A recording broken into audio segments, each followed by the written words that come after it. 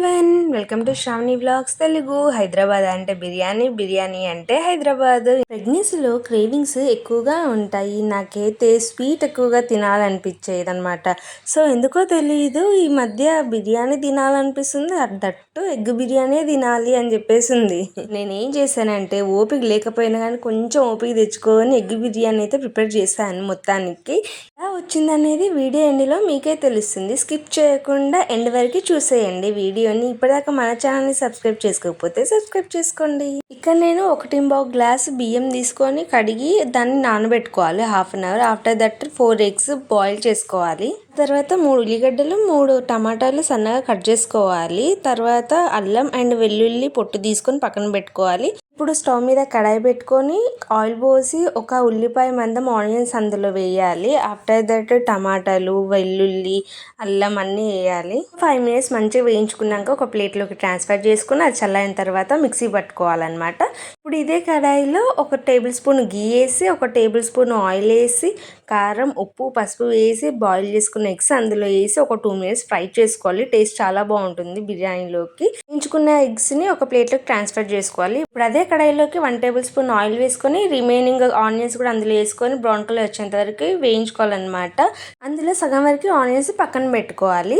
ఇక రిమైనింగ్ బిర్యానీ ఆకు, సాజీరా, జీలకర్ర, స్టార్ పువ్వు, ఇలాయచీ, లవంగం, పెద్ద ఇలాయచీ అన్నీ వేసుకొని ఒక 2 మినిట్స్ వేయించుకోవాలి. ఆ తర్వాత మిక్సీ పట్టుకున్న మిశ్రమాన్ని ఇందులోకి యాడ్ చేసుకోవాలి. అలాగే అరకప్పు పెరుగు కూడా యాడ్ చేసుకొని 2 మినిట్స్ మంచిగా కలుపుకోవాలి. ఇప్పుడు అందులోకి పసుపు, కారం, ఉప్పు, ధనియాల పొడి, గరం మసాలా వేసి లో ఫ్లేమ్లో మంచిగా కలుపుకోవాలి. కలుపుకున్న తర్వాత మన దగ్గర ఉన్న బిర్యానీ మసాలా కూడా యాడ్ చేయాలి. మీ దగ్గర చికెన్ మసాలా ఉన్నా కానీ యాడ్ చేసుకోవచ్చు. తర్వాత కొత్తిమీర కూడా యాడ్ చేసి మంచిగా కలుపుకోవాలి. మనం ఏదైతే పెట్టుకున్నామో బియ్యము, అది వాటర్ లేకుండా ఇందులోకి యాడ్ చేసుకోవాలి మొత్తము. ఇక నేను 1.5 గ్లాస్ రైస్ తీసుకున్నా కాబట్టి 1.5 గ్లాస్ వాటర్ అయితే యాడ్ చేశాను. మంచిగా కలిపి మీడియం ఫ్లేమ్లో మూత పెట్టేసుకోవాలి. ఒక హాఫ్ అన్ అవర్ తర్వాత చూస్తే అది నాకు కొంచెం పలుకుగా అనిపించింది.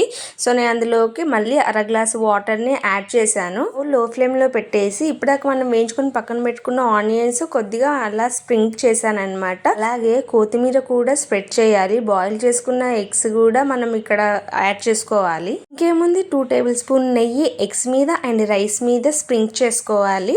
సో దాన్ని 15 మినిట్స్ మూత పెట్టి అలానే ఉంచాలి.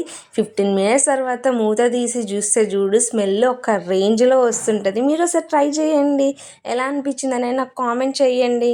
ఒత్తి బిర్యానీ తింటే బాగుంటుంది. అందులోకి అయితే నేను రైతా ప్రిపేర్ చేశాను. బౌల్లోకి 1 కప్పు కర్డ్ తీసుకొని అందులో కొంచెం వాటర్ యాడ్ చేసుకొని మజ్జిగలా చేసుకున్నాను. ఇప్పుడు సన్నగా కట్ చేసిన 1 కప్పు ఆనియన్ యాడ్ చేసుకున్నాను. అలాగే కొత్తిమీర యాడ్ చేశాను. కొద్దిగా సాల్ట్ యాడ్ చేసి మంచిగా కలిపాను. సో దాన్ని వేడి వేడి ఎగ్ బిర్యానీలో కలుపుకొని తింటుంటే ఉంటుంది చూడండి, నా సామిరంగా సూపర్గా ఉంటుంది. రెసిపీని మీరు ఒకసారి ట్రై చేయండి. ఎలా వచ్చిందనేది నాకు కామెంట్ చేయండి. అంటే మరిన్ని వీడియోస్ కోసం మన ఛానల్ని లైక్ చేసి సబ్స్క్రైబ్ చేయండి. లవ్ అండ్ సపోర్ట్తో నేను ఇంతవరకు వచ్చాను. నాకు ఇంకా సపోర్ట్ చేస్తూ ఉండండి. ఇంకా మంచి మంచి కంటెంట్తోనే మేము ముందుకు వస్తాను. చలో దెన్ బై బై. మరిన్ని ఇంట్రెస్టింగ్ టాపిక్స్తోని నెక్స్ట్ వీడియోలో కలుద్దాం.